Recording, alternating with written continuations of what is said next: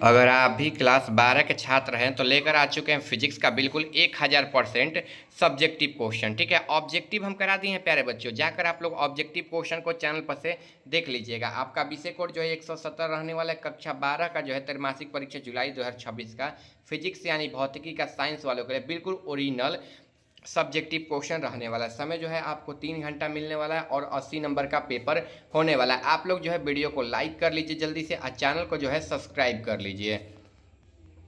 देखिए, लघु उत्तरीय प्रश्न दिया हुआ है, 1 से 20 तक लघु उत्तरीय प्रश्न है, जिनमें से 10 प्रश्नों को आपको उत्तर देना है, जिसमें से आपको प्रत्येक के लिए 2 अंक मिलेगा, यानी कि 10 नंबर जो है यहाँ से मिलने वाला है। ऑब्जेक्टिव क्वेश्चन को जाकर चैनल पर से जरूर देख लीजिएगा। ठीक है, आप केमिस्ट्री के भी पेपर को हम करा दिए हैं, आप लोग जाइए चैनल पर जाकर देख लीजिए।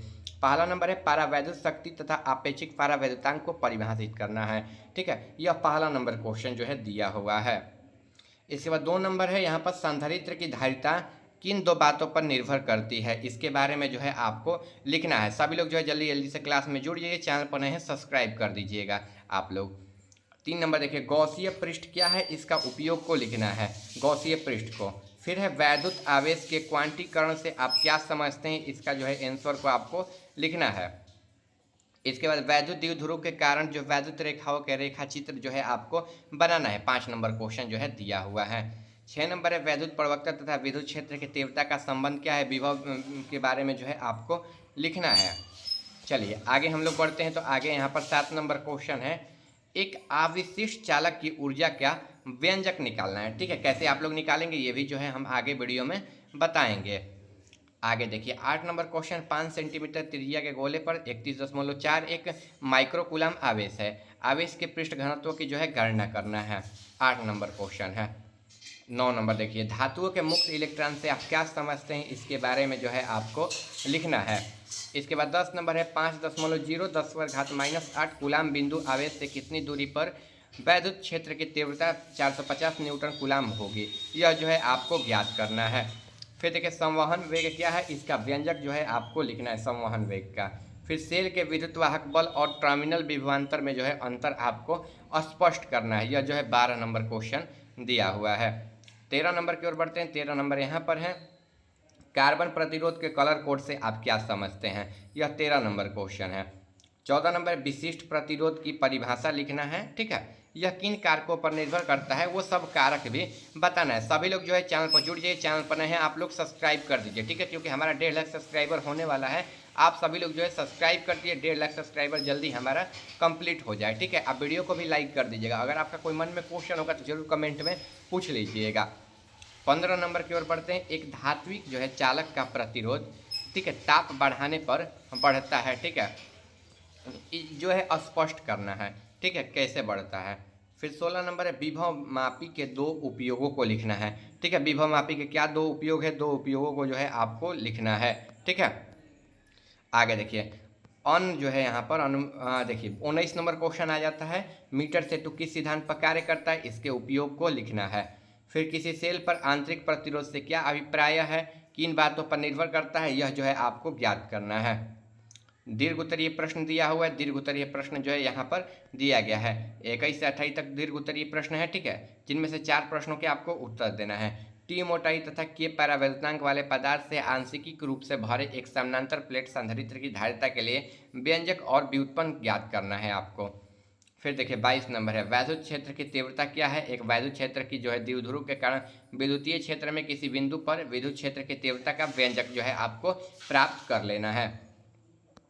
इसके बाद 23 नंबर संधारित्र के श्रेणी क्रम और समानांतर क्रम संयोजन के जो है उदाहरण सहित व्याख्या करना है। यह 23 नंबर जो है क्वेश्चन दिया गया है।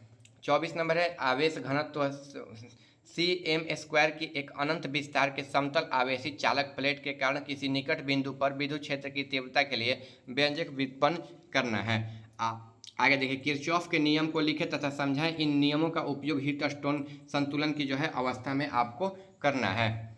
इसके बाद स्थित वैद्युतीय कूलाम के नियम को जो है बताना है और समझाना है। वान डी वॉल जनित रचना और कार्यविधि समझाना है एवं इसके उपयोग जो है आपको लिखना है।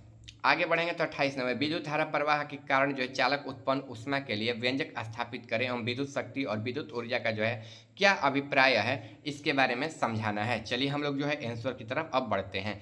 पहला नंबर देखिए, परावैद्युत शक्ति तथा आपेक्षिक परावैद्युतांक को परिभाषित करें। तो परावैद्युत शक्ति देखिए वह अधिकतम बिंदु जिसे कोई परावैद्युत पदार्थ विद्युत जो है यहाँ पर सहन नहीं कर सकता है, ठीक है, उस पदार्थ की परावैद्युत शक्ति कहते हैं। इसका SI मात्रक वोल्ट मीटर होता है, ठीक है। आगे हम लोग बढ़ते हैं। आगे जो है यहाँ पर क्वेश्चन दिया गया है,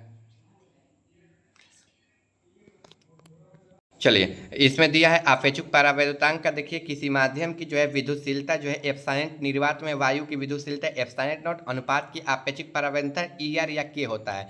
K का हम लोग नियतांक भी बोलते हैं, ये ध्यान रखिएगा। आप सभी लोग थोड़ा जल्दी पेपर करा रहे हैं, ऑब्जेक्टिव क्वेश्चन को जाकर आप लोग चैनल पर से जरूर देख लीजिएगा। ऑब्जेक्टिव क्वेश्चन चैनल पर मिल जाएगा। केमिस्ट्री के भी पेपर को हम चैनल पर करा दिए हैं, आप लोग जाकर देख लीजिएगा। बाकी पॉलिटिकल साइंस का भी पेपर मिल जाएगा, जाकर आप सभी लोग देख लीजिएगा सारे पेपर को। आगे हम लोग बढ़ेंगे तो प्लेटों के क्षेत्रफल A पर है, धारिता प्लेट और उभयनिष्ठ क्षेत्रफल के समानुपाती होता है। C जो है क्षेत्र बढ़ाने पर आधारित होता है, ठीक है।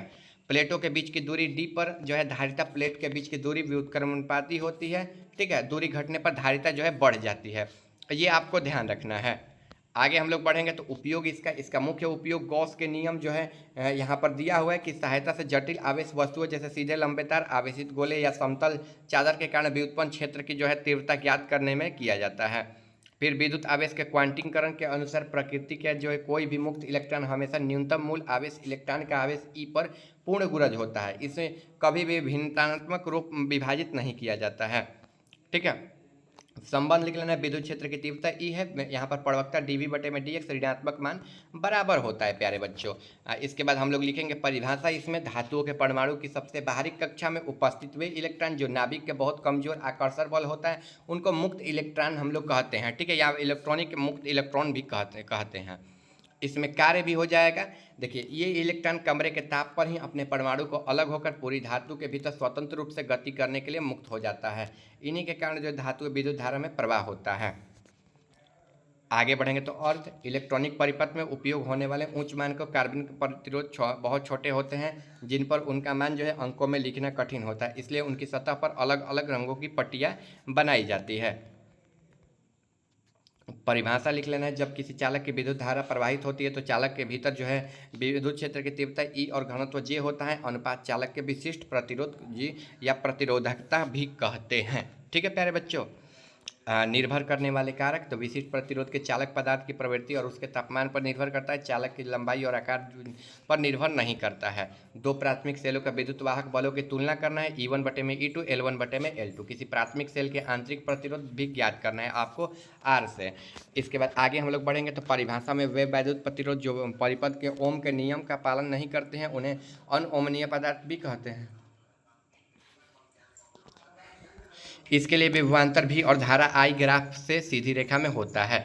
इसके बाद सिद्धांत लिख लेना है। मीटर सेतु का विष्ठहीन सेतु के लिए सिद्धांत पर कार्य करता है। संतुलन की स्थिति में ये सूत्र लिख लेना है, P/Q R/S।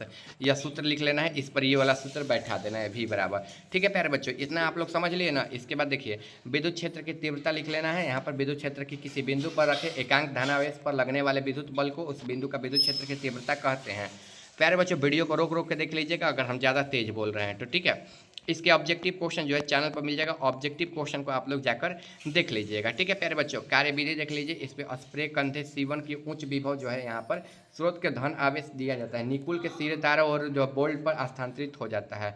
जब बेल्ट के ऊपरी ओर पहुँचते संग्रहित कंधा जो है C2 होता है, ठीक है। और C2 से पहले ये जो है दो सूत्र लिख लीजिएगा, बिल्कुल इंपॉर्टेंट सूत्र है, भूलिएगा मत, ठीक है। इसके बाद एक लाइन जो है यहाँ पर छूटा था, लॉ। प्रथम नियम जो है लिख लेना है, जंक्शन ऑफ लॉ, संधि का नियम। किसी बिंदु के परिपथ में किसी संधि के पर मिलने वाली सभी विद्युत धाराओं का बीजगणित योग शून्य होता है, ठीक है। आने वाली धाराओं का धनात्मक और जाने वाली धाराओं का ऋणात्मक माना जाता है।